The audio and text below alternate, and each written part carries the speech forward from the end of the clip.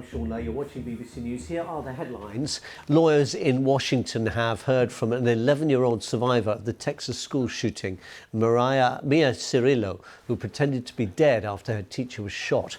They're being urged to adopt new gun control measures.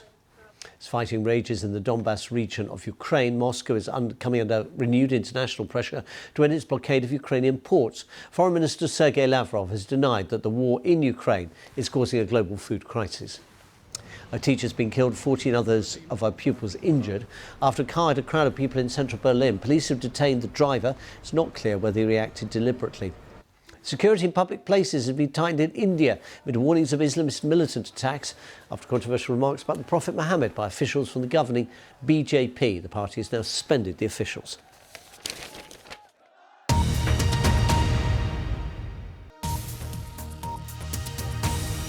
Live from Singapore, essential business news as it breaks and a look at the economic news that will shape the day. This is BBC World News and Asia Business Report.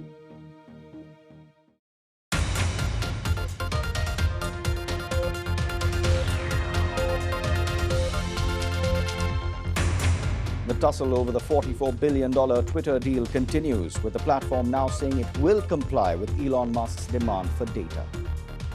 Plus, the combination of a weakening yen and rising prices is testing the mettle of the Japanese economy.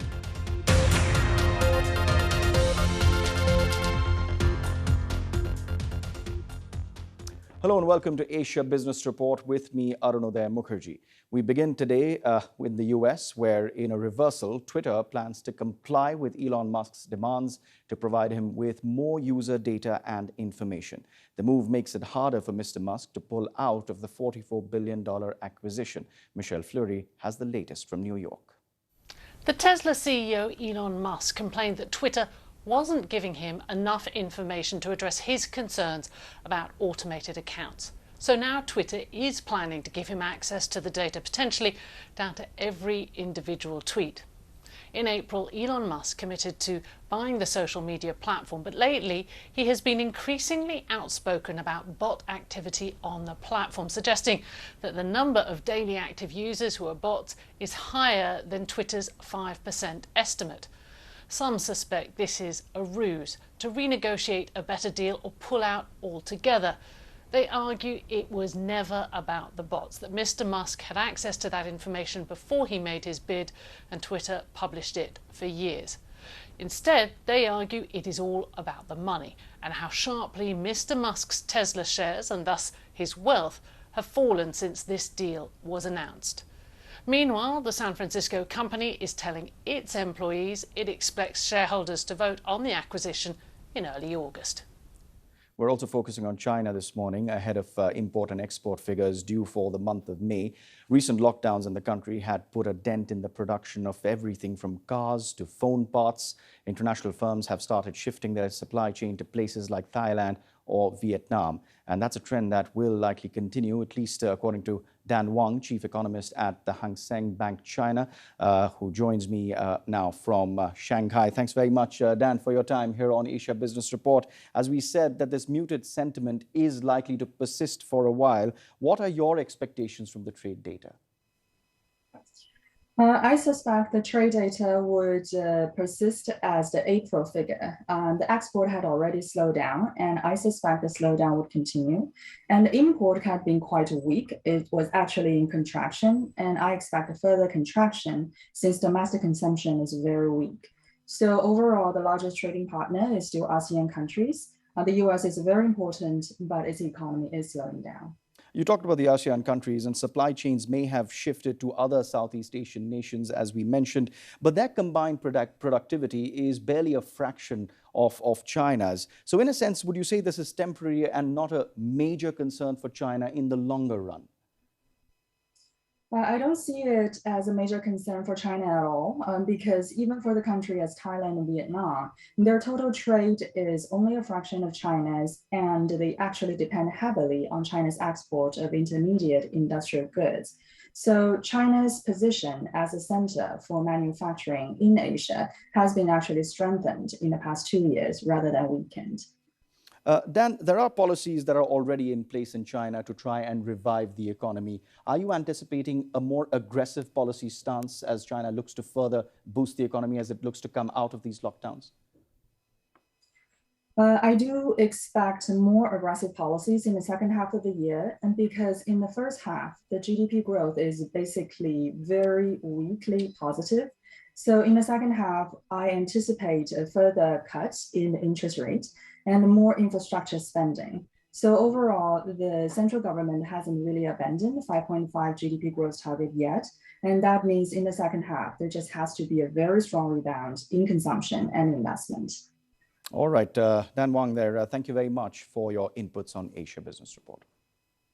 The rising cost of living is affecting all of us, but in Japan, shoppers have been used to decades of stable or falling prices. So when inflation finally hit, it came as a huge shock. And that's made worse by a weakening yen, which has fallen to a 20-year low. Our Asia business correspondent Mariko Oe reports from Tokyo. Down a quiet residential street, 30 minutes outside of central Tokyo, this 43-year-old family-run food stall has been the go-to for housewives like my mother for decades. And for as long as we can remember, prices never went up until now. We have to be creative. When vegetables are very expensive, we'll use more seaweed, for example. People's salaries haven't gone up, so we're still trying to absorb the higher costs as much as possible. It's not the only business to raise prices for the first time in recent memory. For more than 40 years, this corn snack cost 10 yen here. It's now 12 yen, or about a 2-cent raise. It's not a lot at all, but here in Japan, raising prices is a big deal. Partly because people's wages haven't gone up since the 90s, but more than that, in a society which believes in sharing social burdens, it's almost a cultural taboo. So much so that the company which makes this launched an ad campaign to explain why they had to do so. Almost a decade after it was set, Japan finally hit its inflation target of 2% in April this year. But with much of it driven by the global rise in prices rather than consumer demand, many are questioning whether it is the kind of inflation Japan needs. The aim was to have a sustained positive outlook for the economy so that people spend more, invest more, the wage goes up, and then the price goes up in tandem, moderately, not like hysterically. So that was the way out of deflationary spiral that Japan has been in for 3 decades. Yeah, there is a huge pressure from society and the government of Japan to raise wages. But we need to increase productivity. Takeshi Niinami, chief executive of Japan's biggest beverage maker Suntory, told me more about the dilemma businesses here face. It's quite difficult for us to improve productivity all of a sudden. We've been working on it, but we have so many peers in one industry to compete with each other. It's an issue Japan has been grappling with for decades, but with prices likely to stay higher globally, Japan may be running out of time to break the cycle before everyday consumers feel the pain. Mariko Oe, BBC News, Tokyo. And Japan will be opening up to tourists for the first time tomorrow after the pandemic. We'll be tracking that very closely. Meanwhile, in more news, at least 15 countries have lodged diplomatic protests over controversial remarks made about the Prophet Muhammad by 2 senior officials from the ruling Bharatiya Janata Party in India. Now, trade allies of the country, including countries like the UAE, are demanding an apology. The BBC's Archana Shukla with more from Mumbai. Delhi has been in a firefighting mode. It has expelled one politician and suspended the other from the ruling party BJP over Islamophobic remarks that has sparked outrage across Muslim-majority nations.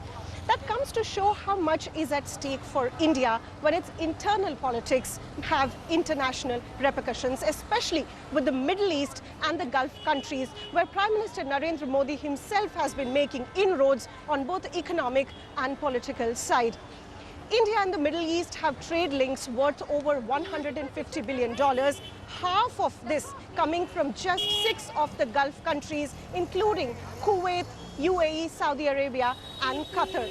The region also supplies almost 65% of India's crude oil needs, hence important. Nearly 8 million Indians live and work in the Gulf countries, and they send nearly $50 billion of remittances back home annually. UAE and Saudi Arabia alone have 5.5 million Indian workers based there. Now, experts said that the controversy could overshadow some of India's recent diplomatic successes with the UAE and other Arab nations. Remember, it recently signed the free trade agreement with the UAE, which was finalized in record time with a potential of $100 billion trade in 5 years. Some reports that supermarkets in Kuwait and other regions are boycotting Indian products, Indian tea, Indian food items and other imported products has also sparked some concern among Indian exporters as they have been wanting to expand their business in the Middle East and the Arab region. Some experts, however, point out that even India is crucial to Gulf countries, and hence, while there is outrage, the economic impact of that could be limited. Remember, Islamophobic comments and religious polarization has been deepening since 2014 when the ruling party BJP came to power. But no action has ever been taken. But with the outrage from the Muslim majority nations now forcing the government to take a decisive action has come a long way to at least prove that as India grows its economic and political clout globally, its internal matters are not internal anymore. And that's it then for this edition of Asia Business Report. Thanks very much for watching.